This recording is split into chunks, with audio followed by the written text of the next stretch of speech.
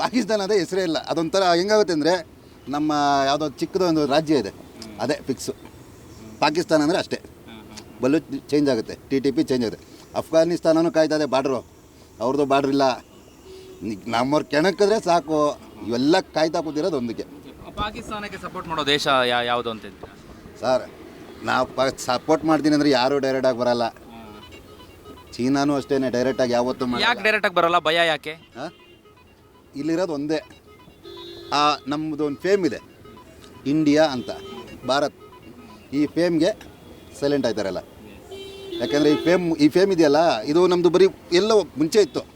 ಭಾರತ ಅಂದರೆ ಯಾವುದೋ ಗಿಂಟ್ರಿ ಅನ್ನೋರು. ಇವಾಗ ಹಂಗಲ್ಲ, ಭಾರತ ಅಂದರೆ ಶಕ್ತಿ. ನಮ್ಮ ಮುಂದೆ ನಿಂತ್ಕೋಬೇಕು ಅಂದರೆ ಅವ್ರಿಗೂ ಎರಡಿರಬೇಕು, ಒಂದಲ್ಲ ಎರಡಿರಬೇಕು.